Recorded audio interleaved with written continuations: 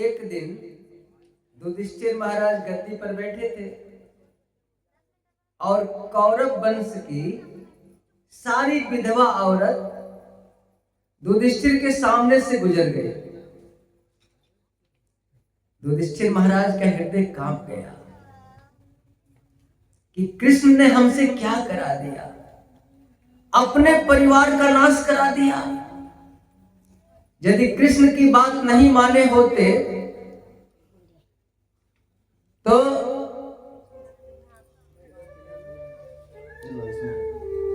हमारा परिवार का संहार नहीं हुआ होता।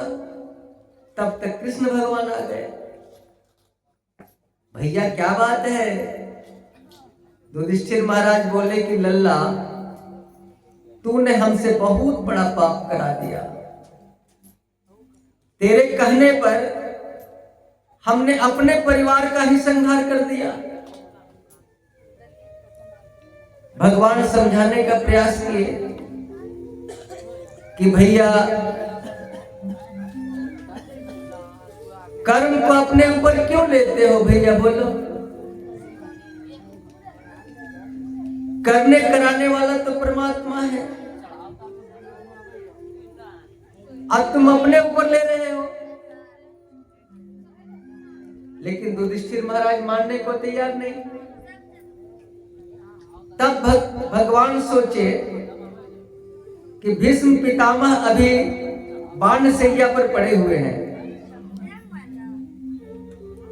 वहीं पर लेके चलते हैं और वो दादाजी हैं, वो जो कहेंगे भैया मान जाएंगे। पांचों पांडवों को लिया, द्रौपदी को लिया और कुंती को लेके वहां पहुंच गए। सबने प्रणाम किया और तब युधिष्ठिर से भगवान बोले, भैया आपने सही किया कि गलत किया, दादाजी से पूछ लो। युधिष्ठिर महाराज प्रश्न करते गए, भीष्म पितामह उत्तर देते गए। दान धर्मान राज धर्मान मोक्ष धर्मान विभाग सह स्त्री धर्मान भगवत धर्मान समास व्यास योगतः। किसी का उत्तर विस्तार में दिया, किसी का संक्षेप में दिया। ये थोड़ा सा बोल दीजिएगा झांकी थोड़ा देर रोकने के लिए, नहीं तो फिर कृष्ण भोले बाबा का विवाह नहीं हो पाएगा। 10-15 मिनट में पहुंच जाएंगे वहां।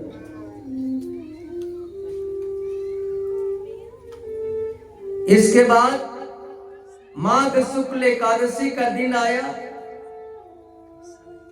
भगवान का 11 श्लोक में भीष्म पितामह ने स्तुति की और भगवान के सामने ही प्राण का त्याग कर दिया। आकाश से पुष्प वर्षा हुई और पांडवों ने भीष्म पितामह का सारा कर्म किया जो विधिवत होना चाहिए। इसके बाद अब अर्जुन को लेकर के भगवान कृष्ण द्वारिका चले गए। सोनक जी ने कहा, सरकार परीक्षित का क्या हुआ, जिसके गर्भ की रक्षा भगवान ने की थी? सूर्य जी कहते हैं, ऋषियों, बच्चे का सकुशल जन्म हुआ। पंडित को बुलाया गया, जात कर्म संस्कार हुआ, नाम रखा गया विष्णुराज। परीक्षित का असली नाम था विष्णुराज और सुखदेव जी का नाम था ब्रह्मराज। इसके बाद एक दिन युधिष्ठिर महाराज गद्दी पर बैठे थे, मन उदास। भीम से कह रहे हैं, भीम आजकल मन नहीं लगता। मंदिर में जाते हैं तो मंदिर की मूर्त रोती हुई नजर आती है। अब शकुन का लक्षण। इसके बाद आकाश में उच्छल तारा का उदय होने लगा। बछिया को गाय का दूध पीते देख रहे हैं। ये सब अक्षगुण के लक्षण है। पता नहीं अर्जुन अभी तक नहीं आया, द्वारिका में सब ठीक है कि नहीं है। आज तब तक अर्जुन रोते हुए सामने आ गए, उदास चेहरा। युधिष्ठिर महाराज घबरा गए। अरे अर्जुन, क्या हुआ? ये तेरी कांति नष्ट क्यों हो गई? द्वारिका में सब कुशल तो है? तब अर्जुन बोले, भैया भगवान स्वर्ग चले गए धरती छोड़ के। लौट के आ रहे थे तो रास्ते में कोल भील से तेरा भाई अर्जुन हार के आ रहा है। आज पता चला कि मेरे अंदर जो बल था वो मेरा नहीं, भगवान का बल था। भगवान नहीं तो महाभारत का विजेता अर्जुन कोल भील से हार के आ रहा है।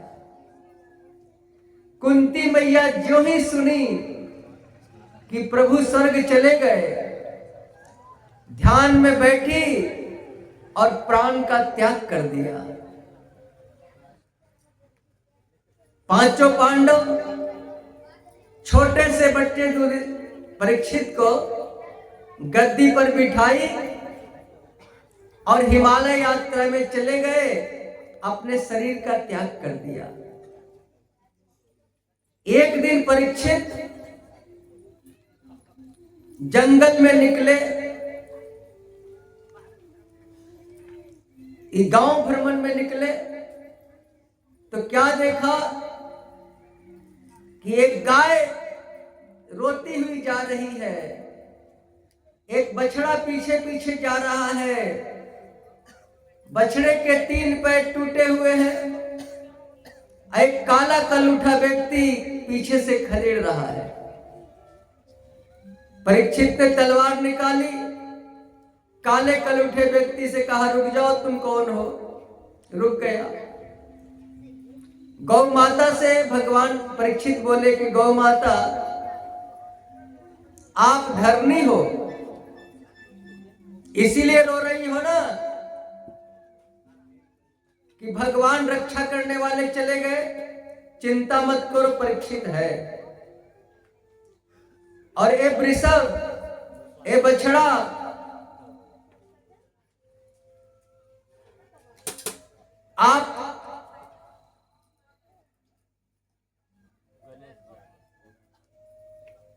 आप धर्म हो और ये धर्मी है। चिंता मत करो, अभी परीक्षित है भगवान का भक्त, आपकी रक्षा करेगा। और कलयुग को परीक्षित ने 4 जगह रहने का स्थान दिया। जहां जुआ होता है, जहां लंपट पुरुष रहते हैं, जहां मदिरालय है और जहां पर जीव हत्या होती है, चाहे मंदिर में जीव हत्या क्यों ना हो, मंदिर में जहां पर जीव हत्या होती है, कलयुग का वास। कलयुग ने कहा सरकार एक गुण बढ़िया हमारे अंदर है, बढ़िया घर दे दो। जो सतयुग में ध्यान करने से फल मिलता था, जो त्रेता में जप करने से फल मिलता था, आज जो द्वापर में पूजा करने से मिलता था, कलयुग में केवल भगवान का नाम लेने से मिल जाएगा। परीक्षित खुश हो गए और सोना में कलयुग का वास दे दिया। एक दिन सोना का मुकुट पहन के परीक्षित जंगल में शिकार खेलने गए। मुकुट में तो सोना, सोना में कलयुग। समीक मुनि का परीक्षित ने अपमान किया, पानी मांगा। समीक मुनि ध्यान में थे, पानी नहीं दिए। परीक्षित सोच लिए कि आंख बंद करके झूठ मूठ का बैठा है। कलयुग सवार था। एक मरा हुआ सर्प दिखाई पड़ा और समीक मुनि के गले में डाल के लौट के चले आए। समीक मुनि का बेटा श्रृंगी ऋषि को जब पता चला तो श्रृंगी ऋषि ने जल में जाकर के, हाथ में जल लेकर के श्राप दे दिया कि हे राजा, तूने मेरे पिता का अपमान किया है, 7वें दिन तक्षक डसेगा और तेरी मौत हो जाएगी। श्राप मिल गया। और तब समीक मुनि एक चेला को भेजे कि जाओ परीक्षित से कह देना 7 दिन मौका है, वो अपना उद्धार करना चाहे तो कर ले। परीक्षित को पता चला, परीक्षित अन्न जल का त्याग कर दिए, अपने बेटा को गद्दी पर बैठा दिए, जनमेजय को। परीक्षित का बेटा जनमेजय गंगा के तट पर चले गए तपस्या करने के लिए। और वहां पर सारे संत महात्मा पहुंच गए। देखे कि परीक्षित राजा आए हुए, तो सारे संत महात्मा से परीक्षित ने प्रश्न किया कि मरने वाले को करना क्या चाहिए। कौन महात्मा क्या उत्तर देता? 7 दिन का समय है परीक्षित के पास, कौन सा ऐसा उपाय बता दे कि परीक्षित का कल्याण हो जाए। तब तक सुखदेव जी पहुंच गए। सुखदेव जी को परीक्षित ने प्रणाम किया और सुखदेव जी से प्रश्न किया कि आप हमें कुछ प्रश्नों का उत्तर दे दें कि मरण धर्मा प्राणी का कर्तव्य क्या है, जीवन में क्या श्रवणीय है, क्या अस्मरणीय है, कौन भजनीय है। सुखदेव बाबा ने कहा कि परीक्षित, बैठने की देर नहीं हुई और तूने प्रश्नों की झड़ी लगा दी। परीक्षित ने हाथ जोड़ ली कि हमें पता है कि आप गाय दुहने में जितना समय लगता है उतनी देर ठहरते हो, इसीलिए मैंने जल्दी जल्दी प्रश्न कर दिया, सारे प्रश्नों का उत्तर दो। तब सुखदेव जी कहते हैं परीक्षित को कि जो प्राणी मृत्यु के भय से मुक्त होना चाहता है, माधव के शरण में चले जाए। 3 बातों का अभ्यास करना चाहिए। कथा सुनना चाहिए, कथा सुनानी चाहिए, और सुनने सुनाने वाला न मिले तो कथा का चिंतन स्मरण करना चाहिए। परीक्षित ने कहा बाबा कथा सुनेंगे, सुनाएंगे, बहुत समय लगेगा, हमारे पास तो 7 दिन है। सुखदेव बाबा बोले करे परीक्षित, 7 दिन कोई कम होता है क्या? देखो भाई, केवल परीक्षित की कथा नहीं है, हम लोगों के पास भी 7 दिन ही है। इसी 7 दिन में किसी एक दिन हम मरेंगे, 7 दिन में, इसी 7 में न किसी एक दिन मरेंगे। ते परीक्षित की कथा नहीं, हम सबकी कथा है। बोले अरे बेटा, तेरे वंश में एक राजा खट्टवांग हुआ जो अपनी मुक्ति 7 दिन में कर ली, 2 मुहूर्त में कर ली, तो तेरे पास तो 7 दिन है। परीक्षित का भय भाग गया। अब तब परीक्षित ने कहा, बाबा भगवान संसार का रचना कैसे किए, जरा बताओ। तब कहते हैं सुखदेव बाबा, विष्णु के नाभि कमल से ब्रह्मा जी, अब ब्रह्मा का 4 मानस पुत्र, सनक, सनंदन, सनातन, सनत कुमार, चारों को ब्रह्मा जी बोले संसार की रचना करो। चारों बोले कि हम भगवान का भजन करेंगे, हम ब्याह शादी नहीं करेंगे। जंगल में चले गए। इसके बाद ब्रह्मा जी ने 10 ऋषि कुमार को जन्म, भृकुटी का भेदन करके, ब्रह्मा जी को क्रोध आया, अब भृकुटी का भेदन करके शंकर भगवान प्रकट हो गए। प्रेम से बोलो शंकर भगवान की जय। इस तरह से ब्रह्मा जी के बेटा हुए शंकर भगवान, भागवत के अनुसार। ब्रह्मा जी ने शंकर भगवान से कहा संसार की रचना करो। भोले बाबा भूत प्रेत की रचना करने लगे। ब्रह्मा जी बोले बेटा बस कर, हमको संसार ऐसा भूत प्रेत वाला नहीं चाहिए, जाओ भगवान का भजन करो।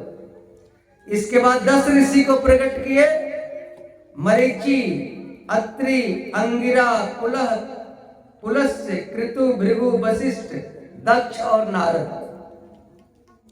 वाणी से सरस्वती, छाया से कर्दम और बाएं अंग से कन्या और दक्षिण अंग से पुरुष। दोनों का नाम हुआ मनु शत्रुपा। मनु शत्रुपा से 3 संतान, 3 बेटी या 2 बेटा हुआ। 3 बेटी का नाम देवहूति, आकुति, प्रसूति। 2 बेटा का नाम उत्तानपाद, प्रियव्रत। एक दिन मनु महाराज भगवान ब्रह्मा जी के पास पहुंचे। बोले ब्रह्मदेव संसार की रचना करना चाहते हैं, लेकिन पृथ्वी को एक राक्षस चुरा के लेके चला गया है। ब्रह्मा जी को छींक आई, बराह भगवान प्रकट हुए। प्रेम से बोलो बराह भगवान की। और बराह भगवान समुद्र में छलांग लगाई। हिरणाक्ष नाम का राक्षस था, उसका वध किया और धरती को लाकर स्थापित किया। इसके बाद देवहूति का विवाह, मनु की बेटी देवहूति कर्दम ऋषि से हुआ। एक बेटा हुआ कपिल, और कपिल ने बड़ा सुंदर सुंदर उपदेश दिया। कपिल भगवान, प्रेम से बोलो कपिल भगवान की। 8 अध्याय में कपिल देवहूति संवाद है, बड़ा सुंदर सुंदर उपदेश है। इसके बाद अब 2 बेटी का विवाह कैसे कैसे हुआ, क्योंकि हमको भोले बाबा तक जाना है, तो जल्दी जल्दी नहीं चलेंगे तो काम गड़बड़ हो जाएगी। तो आकुति का विवाह हुआ रुचि प्रजापति के साथ। एक देवहूति का विवाह कर्दम ऋषि से, आकुति का विवाह रुचि प्रजापति से। यज्ञ भगवान बेटा बन के प्रकट हुए। प्रेम से बोलो यज्ञ भगवान की। और यज्ञ भगवान का विवाह दक्षिणा नाम के कन्या से हुआ, इसीलिए बिना दक्षिणा का यज्ञ पूरा नहीं होता, दक्षिणा देनी चाहिए यज्ञ में। इसके बाद छोटकी बेटी प्रसूति, प्रसूति का विवाह किससे हुआ? दक्ष से हुआ। कितनी बेटी हुई? 16 बेटी दक्ष से हुई, प्रसूति की 16 बेटी। 13 बेटी का विवाह हो गया धर्म से, एक बेटी का विवाह हुआ अग्नि से, और एक बेटी का विवाह हुआ पीतरगण से, और एक बेटी का विवाह हुआ शंकर से, भोले बाबा से। सुखदेव जी कहते हैं परीक्षित, जो छोटकी बेटी सती थी, सती से कोई संतान नहीं हुआ, क्योंकि अपने पिता के यज्ञ में जल के भस्म हो गए। परीक्षित घबरा गए, बाबा सती माता अपने पिता के यज्ञ में जल के कैसे भस्म हुई, जरा बता दो। तब सुखदेव बाबा कहते हैं, दक्ष को एक बार ब्रह्मा बाबा ने प्रजापति बना दिया, अदक्ष को पद का अहंकार हो गया। बहुत लोगों को पद का अहंकार हो जाता है। एक सभा का आयोजन किया पूरी बुनिया रसगुल्ला खिलाने के लिए। सारे देवता पहुंचे, ब्रह्मा विष्णु महेश भी पहुंचे। जब दक्ष पहुंचा तो सब देवता उठ के खड़े हुए। जैसे कैसे हम आते हैं तो आप लोग खड़े होते हो, सम्मान देना चाहिए। जब कोई आ जाए उठ के खड़ा होकर सम्मान देना चाहिए। तो दक्ष जब मंच पर आए तो सारे देवता खड़ा हो गए। 3 देवता खड़ा नहीं हुए, ब्रह्मा विष्णु महेश। 2 पर तो नहीं गुस्सा आया, ब्रह्मा पर और विष्णु पर। भोले बाबा पर गुस्सा आ गया। अरे देखो ये भस्म लगाने वाला, भूत प्रेत के साथ रहने वाला, ये तो मेरा दामाद है, इसको तो खड़ा होना चाहिए।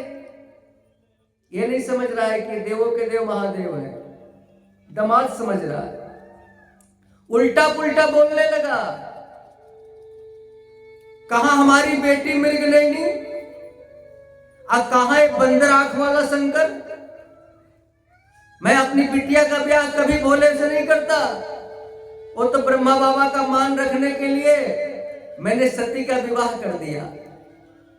बहुत गाली दिया, उल्टा पुल्टा बोला। अंत में श्राप दे दिया भोले बाबा को दक्ष कि जग में शंकर का कोई भाग ना मिले। तब नंदी से रहा नहीं गया। नंदी उठ के खड़ा हो गए और नंदी ने दक्ष को श्राप दे दिया। नंदी बोले कि अरे दक्ष, जब से आया है तब से तू बड़बड़ कर रहा है, मेरे भोले बाबा को श्राप दे दिया। जा, हम तुझे श्राप दे देते हैं कि तेरे धर में बकरे का सर लग जाए। भृगु मुनि थे, भृगु मुनि ने श्राप दे दिया भोले बाबा के गण को कि भोले बाबा के सारे गण पाखंडी हो जाए। तो भोले बाबा के गण ने भी ब्राह्मणों को श्राप दे दिया कि तेरे जैसे चाटुखोर ब्राह्मण भिखमंगा हो जाए। अब तो भोले बाबा ने देखा कि भैया ये तो स्वागत समारोह सांप समारोह में बदल गया। सारे गणों को लिया और कैलाश चले गए। एक बार दक्ष हरिद्वार के कनखल में बृहस्पति 100 नामक यज्ञ आरंभ किया। सारे देवता को निमंत्रण दिया, भोले बाबा को कोई कार्ड नहीं दिया। और 2 में झगड़ा होता है तो तीसरे चिढ़ाते हैं गांव में। सारे देवता कैलाश होके पुष्पक विमान पर जा रहे हैं भोले बाबा को चिढ़ाने के लिए। देखो देखो, तेरे ससुर जी के यहाँ जा रहे हैं, तुमको नहीं पूछे हमको पूछे। सती को तो एक देवकन्या बोल दी, अरे सती, अपने पिता के यज्ञ में नहीं चलोगी क्या? अब तो सती को आश्चर्य हो गया कि हमारे पिता के घर में यज्ञ और हम ही को नहीं पूछा गया। लाज छुपाने के लिए क्या बोली, चलो सखी अभी आ रही हूं। भोले बाबा के पास सती गई। भोले बाबा चलो ना। भोले बाबा बोले कहां चले? तो चलो, तेरे ससुर जी तेरे ससुराल में यज्ञ कर रहे हैं, चलो। भोले बाबा बोले कि कोई चिट्ठी पत्री आई है? सती बोली कि आई तो नहीं होगी, भेजा जरूर होगा। प्रेम से बोलो शंकर भगवान की। और उस यज्ञ में भोले बाबा के मना करने के बाद भी सती नहीं मानी, यज्ञ में गई। सती का अपमान हुआ और वहीं पर सती ने अपने शरीर का त्याग किया। भोले बाबा के गण आए उस यज्ञ में और यज्ञ को तहस नहस किया। दक्ष के सर को मरोड़ा, हवन कुंड में डाला, सर स्वाहा हो गया। सारे देवता भोले बाबा को मनाने गए और भोले बाबा मान के आए। दक्ष अपने ससुर जी के धड़ में बकरे का सर जोड़ के जिंदा किया और सती का दूसरा जन्म पर्वत राजा पार्वती के यहाँ हुआ और फिर से भोले बाबा का ब्याह पार्वती से हो गया। प्रेम से बोलो शंकर भगवान की, पार्वती मैया की। और एक भोले बाबा के गीत का आनंद लो, इसके बाद आरती के बाद प्रसाद लेके जाएंगे।